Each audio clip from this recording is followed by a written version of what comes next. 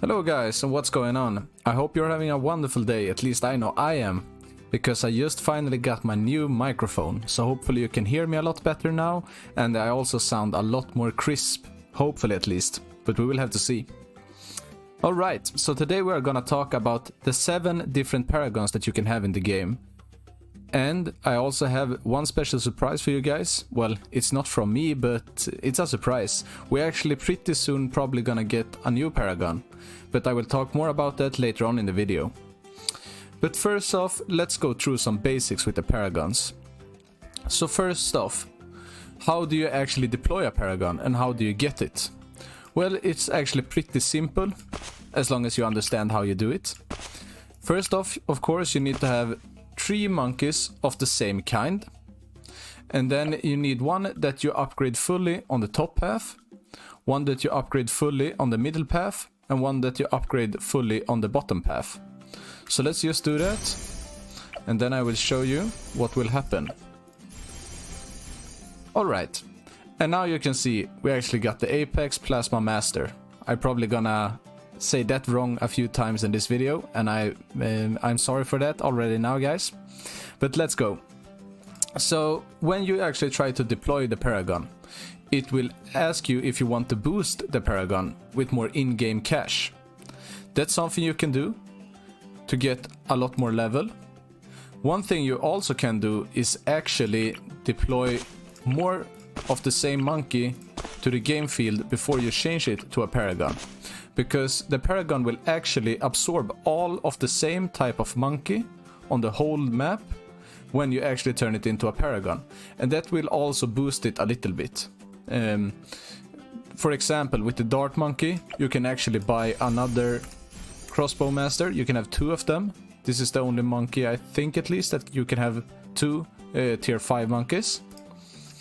And then when we turn into the Apex, you can actually see that he gets to level 59. I don't really know how much it's worth anymore to have a lot more Dart Monkey, let's say, on the field when you do it. I don't really do it. Most of the time I just put in as much money I can to actually buy it. Alright, so that's how you actually deploy a Paragon. And what you want to do to actually get the Paragon is to unlock it. When you have all 3 of the tiers unlocked fully, you will be able to unlock the Paragon. And in this case with the Dart Monkey, it's actually only 500,000 experience points, which may sound a lot, but at least for me, I always use the Dart Monkey in every game, if I can.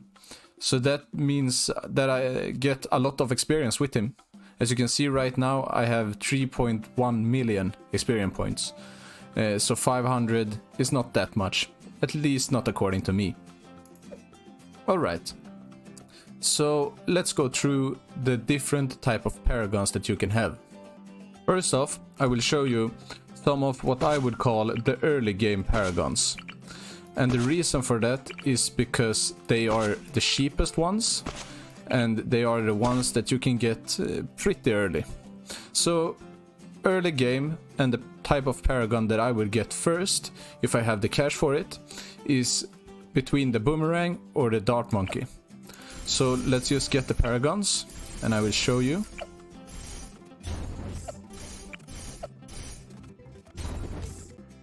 Alright, and there we go. Now you see I didn't use any extra monkeys to actually turn them in to the Paragons, and now you can see he's only at 56. And that means that it actually does something, at least when you have extra Dart Monkeys, for example. Is it worth buying when it is these type of Paragons? I don't really think so, because they are so cheap that you're probably gonna get them early game, and the only time that I will actually buy extra monkeys to turn into Paragons is when we come to the more expensive type. Alright, so first off, the Dart Monkey. It fires the same type of balls as the Ultra Juggernaut, except that it's also plasma. And of course, they shoot extremely fast and have a lot of range. And you can see when I choose the boomerang, you also get a boost for the dart monkey. So these two together, really good. I would say these ones are both for bosses and also normal balloon rounds. Even though I wouldn't say that you can beat the more elite bosses at later rounds with these two. But they are really great overall. So let's get to the next type of Paragons. And in this case I will actually choose to show you the wizard monkey and the engineer. The reason for that is, according to me at least, they are pretty much mid-game. I would also say sometimes the boat can be a mid-game tower, but I should also say that it's actually really powerful for certain types of rounds, so I will show it to you later. But first off, let's turn these ones into Paragons.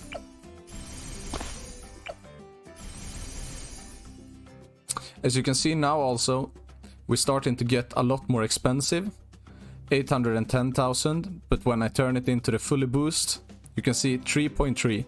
And I forgot to say earlier, but this is on hard mode.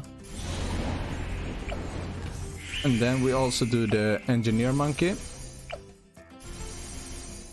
And as you can see, 702,000. So why do I call these ones mid-game? Well, the only reason for that is because I use them mid-game. I think it depends a lot on how you want to use them. Like the engineer monkey, I rarely use him at all, just because his power is the master builder, which makes you deploy 3 towers that you can move around, of course, later on when you have placed all 3 of them. But to me it's just a lot of struggles and I don't really like working with it.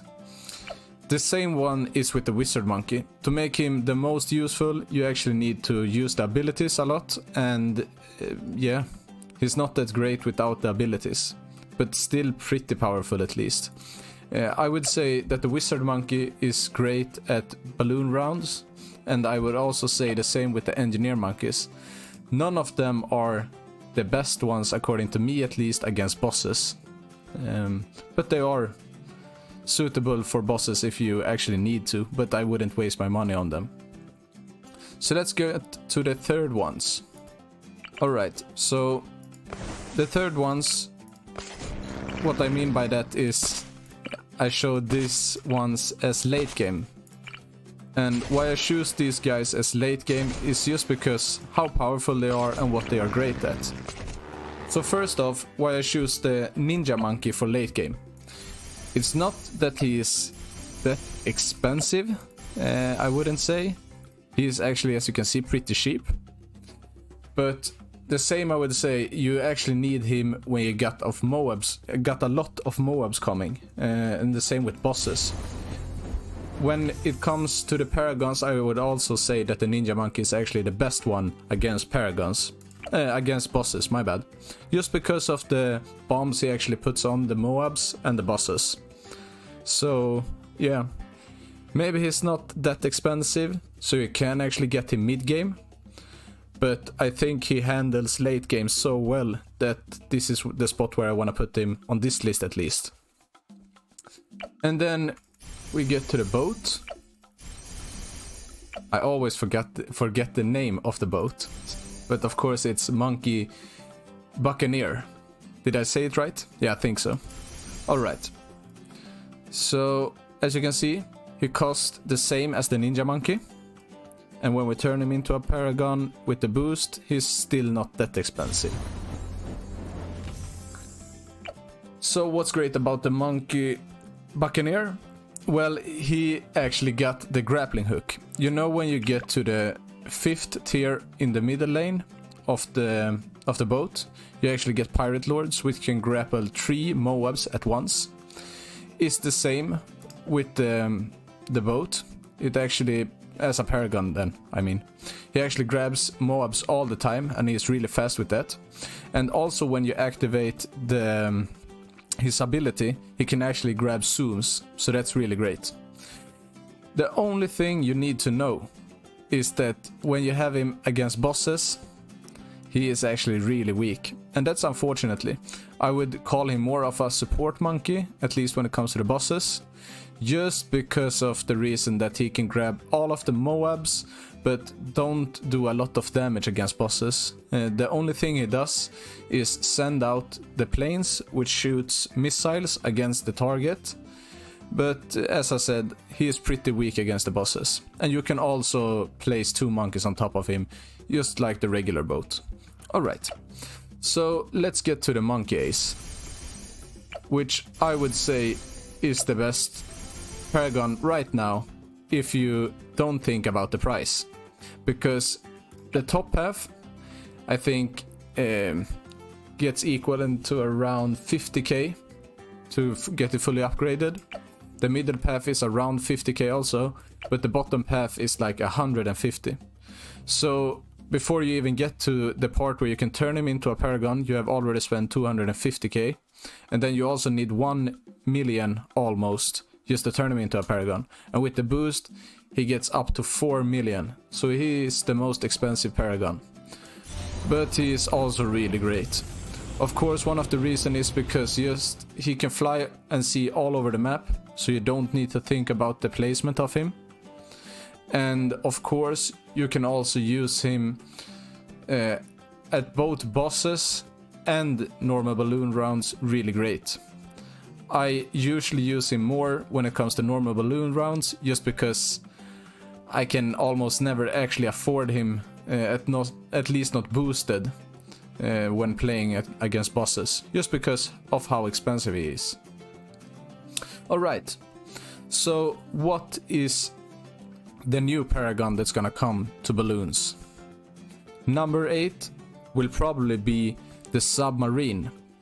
It's to be announced in 2024, but from my research and what I have been able to find out on the forums and everything, he is likely to actually be dropped in early 2024, maybe around May or March. So yeah, not that far off.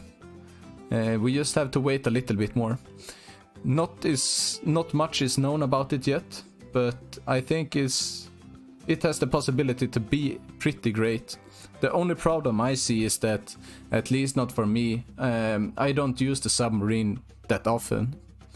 But of course, you're probably gonna have a Paragon that can reach all over the map because of the submarine's abilities.